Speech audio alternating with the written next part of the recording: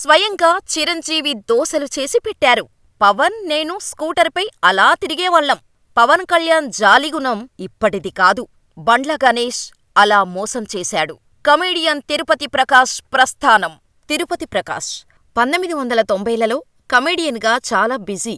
Hero friend character come comedian అంటే తిరుపతి ప్రకాష్ ఉండాల్సిందే. తనదైన బాడీ లాంగ్వేజ్తో స్క్రీన్పై కనిపిస్తే చాలు, ఆడియన్స్ పెదవులపై నవ్వు వచ్చేసేది. 1992లో ఇండస్ట్రీకి వచ్చిన తిరుపతి ప్రకాష్ 300కు సినిమాలలో పైగా నటించారు. చిరంజీవి, పవన్ కళ్యాణ్ లాంటి స్టార్ హీరోస్తో కలిసి స్క్రీన్ షేర్ చేసుకున్న తిరుపతి ప్రకాష్ ఇప్పుడు అవకాశాలు లేక ఓ చిన్న కాఫీ షాప్ పెట్టుకొని బతుకుతున్నారు. అసలు తిరుపతి ప్రకాష్కు అవకాశాలు రాకుండా పోవటానికి కారణం ఎవరు? తిరుపతి ప్రకాష్కు ఫ్రెండైన బండ్ల గణేష్ మోసం చేశాడా? పవన్ కళ్యాణ్ గురించి తిరుపతి ప్రకాష్ చేసిన షాకింగ్ కామెంట్స్ ఏంటి? Watch the story. Timmapuram Karanam Raviprakashrao alias Tirupati Prakash 1972 August 22న టి.కె. రామ్మూర్తిరావు, సత్యవతి దంపతులకు అనంతపురం జిల్లా హిందూపురంలో పుట్టారు. కర్నూలులోని సెయింట్ మేరీ ఉన్నత పాఠశాలలో ప్రైమరీ స్కూలింగ్ కంప్లీట్ చేశారు. అయితే చిన్నప్పటినుంచే నాటకాలలో నటించేవారు తిరుపతి ప్రకాష్. అప్పట్లోనే విచిత్ర వేషధారణ పోటీల్లో పాల్గొనేవాడు. ఓ పక్క నాటకాలలో నటిస్తూనే మరోపక్క చదువుల్లోనూ రాణించేవారు. అలా తిరుపతిలోని శ్రీ వెంకటేశ్వర విశ్వవిద్యాలయంలో బి.ఏ. కంప్లీట్ చేశారు. తండ్రి ఎస్పీ కావటంతో ఆర్థికంగా పెద్దగా కష్టపడాల్సిన అవసరం రాలేదు. యాక్టింగ్ మీద ఇంట్రెస్ట్తో అప్పట్లోనే మలేషియాలోని మల్టీమీడియా యూనివర్సిటీలో యాక్టింగ్ కోర్సులో జాయిన్ అయ్యారు. యాక్టింగుతో పాటుగా మిమిక్రీలోనూ మంచి ప్రావీణ్యం సంపాదించాడు తిరుపతి ప్రకాష్. ఇక మలేషియా నుంచి తిరిగి రాగానే సినిమాల్లోకి రావాలని అనుకుంటున్నాడు. ఈ క్రమంలోనే ఈవీవీ సత్యనారాయణతో పరిచయమైంది. ఈవీవీనే తిమ్మాపురం కరణం రవిప్రకాశ్రావు అనే పేరుని కాస్త తిరుపతి ప్రకాష్గా మార్చారు. 1991లో వచ్చిన నాని అనే సినిమా ప్రకాష్ తొలి సినిమా. ఈ సినిమాలో మొదటిసారిగా లారీ డ్రైవర్ సర్దార్జీ పాత్రలో కనిపించాడు తిరుపతి ప్రకాష్. ఇక ఈవీవీ దర్శకత్వంలో వచ్చిన జంబలకిడి పంబ సినిమాతో ప్రకాష్కు గుర్తింపు వచ్చింది. ఆ తర్వాత నుంచి వెనక్కి తిరిగి చూసుకోవాల్సిన అవసరం రాలేదు. ఇక మెగాస్టార్ యాక్ట్ చేసిన మాస్టర్, హిట్లర్ సినిమాలలో కమెడియన్గా చేశారు. అప్పట్లో ఈ క్యారవాన్స్ లేకపోవటంతో అందరూ కలిసి కూర్చొని మాట్లాడుకునేవారు.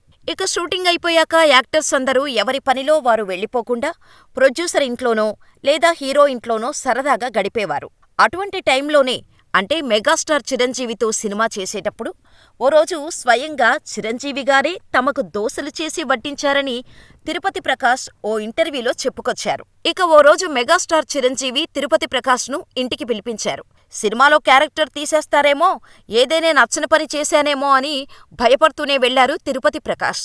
తీరా అక్కడికి వెళ్ళాక పవన్ చాలా మూడీగా ఉంటున్నాడు, కొంచెం మన లోకంలో ఉండేలా, ఎప్పుడూ నవ్వుతూ ఉండేలా చూడు, నీ కామెడీ టైమింగ్ బాగుంటుంది అని చెప్పారు మెగాస్టార్. అప్పుడే సుస్వాగతం సినిమా మొదలవటం, అందులో పవన్తో కలిసి తిరుపతి ప్రకాష్ ఫ్రెండ్గా యాక్ట్ చేయటం చకచకా జరిగిపోయాయి. ఇక అప్పటినుంచి తిరుపతి ప్రకాష్, పవన్ కళ్యాణ్ మంచి ఫ్రెండ్స్ అయిపోయారు. నచ్చినప్పుడు పవన్ కళ్యాణ్ తిరుపతి ప్రకాష్తో కలిసి స్కూటర్పై హైదరాబాద్ మొత్తం తిరిగేవారు. పవన్ కళ్యాణ్ జాలిగుణం ఇప్పటిది కాదట. సుస్వాగతం సినిమా టైంలోనే ఓ పేద కుటుంబం చలిలో వణుకుతుందని జేబులో ఎంత ఉందో లెక్కపెట్టకుండానే డబ్బులు కట్టని ఆ కుటుంబానికి ఇచ్చి స్వెటర్స్ కొనుక్కోమని చెప్పారట. అప్పటినుంచే డౌన్ టు ఎర్త్గా ఉంటూ అందరితో కలిసిపోయేవారు. ఇక పవన్ ఫ్యాన్ కావటంతో ఎక్కువగా ఆయన సినిమాల్లోనే కనిపించేవాడు తిరుపతి ప్రకాష్. ఇప్పుడంటే బండ్ల గణేష్ ప్రొడ్యూసర్ అయిపోయాడు కానీ ఆయన కూడా తన కెరియర్ని కమెడియన్గానే స్టార్ట్ చేశారు. అప్పుడే తిరుపతి ప్రకాష్, బండ్ల గణేష్ ప్రాణ స్నేహితులుగా మారారు. అలా ఇద్దరూ చాలా సినిమాల్లో నటించారు. కానీ బండ్ల గణేష్ నిర్మాత అయ్యాక తిరుపతి ప్రకాష్ని పక్కన పెట్టేశాడు. ఫ్రెండ్ అన్న కన్సర్న్ లేకుండా తన ఒక్క సినిమాలో కూడా ఛాన్స్ ఇవ్వలేదు. అయితే ఓసారి కలిసినప్పుడు సినిమాలో కమెడియన్గా ఛాన్స్ ఉంది. కేరళలోని పొలచ్చాలో ఓ 60 రోజుల షూటింగ్ ఉంటుంది. రోజుకి 10,000 రెమ్యునరేషన్ ఇస్తా అని బండ్ల గణేష్ చెప్పటంతో పోనీలే ఇప్పటికైనా గుర్తుపెట్టుకున్నాడు అనుకున్నారు తిరుపతి ప్రకాష్. ఈ సినిమాలో ఛాన్స్ వచ్చింది కదా అని 3 సినిమాల్లో ఆఫర్స్ వచ్చినా కాల్షీట్స్ లేక వాటిని వదులుకోవాల్సి వచ్చింది. ఇక వినాయక చవితి రోజే పొల్లాచ్చికి వెళ్లాలని ఫోన్ చేసి చెప్పారు. దీంతో మొత్తం అన్నీ సర్దుకొని రెడీ చేసుకుంటుండగా తిరుపతి ప్రకాష్కి సినిమా టీం నుంచి ఫోనొచ్చింది. భారీ వర్షాల వల్ల సెట్ కొట్టుకుపోయింది. దీంతో షూట్ క్యాన్సిల్ చేశారు అని ప్రొడక్షన్ మేనేజర్ చెప్పటంతో డ్రాప్ అయిపోయారు తిరుపతి ప్రకాష్. దాదాపు 3 నెలల గ్యాప్ వచ్చింది ఆ సినిమా క్యాన్సిల్ చేయటం వల్ల. 3 నెలలు ఖాళీగా ఎలా ఉండాలా అని ఆలోచిస్తున్నారు తిరుపతి ప్రకాష్. కరెక్ట్గా 10 రోజుల తర్వాత శ్రీకాంత్ గారి సినిమాలో ఛాన్స్ రావటం, రాజమండ్రిలో షూట్ అంటే అక్కడికి వెళ్లిపోయారు తిరుపతి. అక్కడే రోలర్ రఘుని కలిస్తే అసలు నిజం తెలిసింది. తిరుపతికి వర్షం వల్ల షూట్ క్యాన్సిల్ కాలేదని, తక్కువ రెమ్యునరేషన్కు ఎవరో దొరికితే తనను తీసేశారని తెలిసింది. దీంతో తిరుపతి చాలా బాధపడ్డాడు. నమ్మిన ఫ్రెండ్ మోసం చేయటంతో కుంగిపోయాడు. ముఖం మీదే చెప్పేసి ఉంటే బాధపడేవాడు కాదేమో, కాని అబద్ధం చెప్పటం తిరుపతిని కుంగదీసింది. ఇక అప్పుడు బండ్ల గణేష్పై వచ్చిన కోపం ఇంకా పోలేదు తిరుపతికి. ఇది జరిగిన కొన్నాళ్లకు తిరుపతి తండ్రి చనిపోయాడని తెలుసుకున్న బండ్ల గణేష్ ఫోన్ చేసి ఏమీ తెలియనట్టు, ఏమీ జరగనట్టు క్యాజువల్గా మాట్లాడారు. కాని ఆయన చేసిన మోసం మర్చిపోలేక ముక్తసరిగా మాట్లాడేసి ఫోన్ పెట్టేశారు తిరుపతి. అప్పటినుంచి ఇద్దరి మధ్య మాటలు లేవు. క్రమంగా సినిమాల్లో కామెడీ తగ్గిపోవటంతో అవకాశాలు తగ్గాయి. కామెడీ ప్రధానంగా తీసే డైరెక్టర్లు చనిపోవటంతో తిరుపతి ప్రకాష్ లాంటి కమెడియన్స్కి బ్యాడ్ టైం మొదలైంది. అప్పటికే 300 సినిమాల్లో యాక్ట్ చేసిన ఫోటోలు, వీడియోలు అడగటం మొదలుపెట్టారు. ఇంతకుముందు డైరెక్టర్లను నేరుగా యాక్టర్స్ వెళ్లి కలిసే ఛాన్స్ ఉండేది. కానీ ఇప్పుడు డైరెక్టర్స్ ని కలుసుకోవటం చాలా కష్టమైపోయింది. లోపల డైరెక్టర్ ఉన్నప్పటికీ లేరని వెనక్కి పంపించేస్తున్నారు. సేమ్ అలాంటి సిచ్యువేషన్నే ఫేస్ చేశారు తిరుపతి ప్రకాష్. ఓ రోజు పెద్ద డైరెక్టర్ని కలవటానికి వెళ్తే డైరెక్టర్ లేరని చెప్పేశారు. వేరే డైరెక్టర్ దగ్గరికి వెళ్తే ఆయనను కలవకముందే కాస్టింగ్ డైరెక్టర్ దగ్గరికి పంపించేశారు. 300 సినిమాలు చేసినా కాస్టింగ్ డైరెక్టర్లు ఫోటోలు ఇచ్చి వెళ్లమన్నారు. అయినా ఫీల్ కాకుండా ఫోటోలు ఇచ్చి వచ్చేవారు తిరుపతి ప్రకాష్. ఆ తర్వాత ఎప్పుడైనా కనిపిస్తే చిన్న క్యారెక్టర్స్ మీకివ్వలేం సార్ అనేవారు. కానీ పెద్ద క్యారెక్టర్స్కి పిలిచేవారు కాదు. దీంతో సినిమాలు మానేసి ఏం చేయాలా అని ఆలోచించటం మొదలుపెట్టారు. ఈ క్రమంలోనే జబర్దస్త్లో టీం లీడర్గా ఛాన్స్ వచ్చింది. వచ్చిన ఏ అవకాశాన్ని వదులుకోలేదు తిరుపతి ప్రకాష్. అలా జబర్దస్త్లో కమెడియన్గా జర్నీ మొదలుపెట్టారు. ఈ క్రమంలోనే రైటర్ ఆటో రాంప్రసాద్ ఇంటి గృహప్రవేశం జరిగింది. ఆ 2 రోజుల తర్వాత స్కిట్స్ షూటింగ్ ఉంది. ఇంతలో హీరో శ్రీకాంత్ ఫోన్ చేసి అమెరికాలో ప్రోగ్రాం ఉంది, అక్కడికి ఆర్టిస్టులను తీసుకెళ్లి పర్ఫామ్ చేస్తావా అని అడిగారు. అయితే ఆ గృహప్రవేశానికి జబర్దస్త్ డైరెక్టర్స్ వస్తే ఇదే విషయం చెప్పి అవకాశమిస్తే అక్కడ స్కిట్స్ చేసుకుని వస్తా అని తిరుపతి ప్రకాష్ అడిగారు.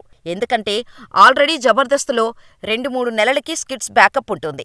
అయినా సరే వాళ్ళు కుదరదు అని చెప్పటంతో తిరుపతి ప్రకాష్ ప్లేస్లో బుల్లెట్ భాస్కర్ వాళ్ళు వెళ్లారు. ఇక ఆ తర్వాత రోజు జబర్దస్త్ స్కిట్స్ రాసుకుని రిహార్సల్స్ చేశారు.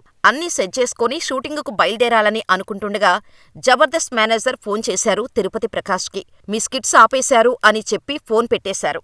ఒక్కసారిగా షాక్ అయ్యారు తిరుపతి ప్రకాష్.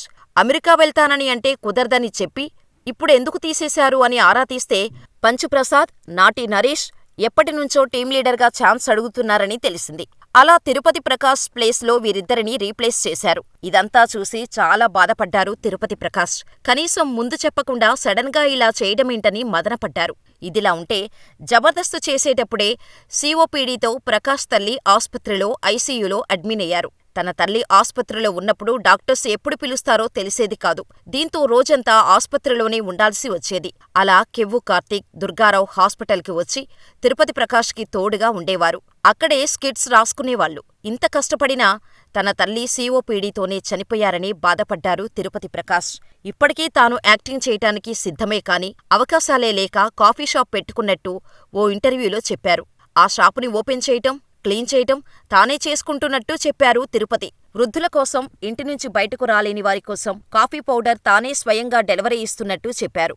ఇక ఈ ఇంటర్వ్యూని చూసిన పవన్ ఫ్యాన్స్ మరోసారి ఛాన్స్ ఇవ్వమంటున్నారు. మరి ఇప్పటికైనా తిరుపతి ప్రకాష్కి ఛాన్సులు వస్తాయో, అప్పట్లా బిజీగా మారతారో లేదో చూడాల్సిందే.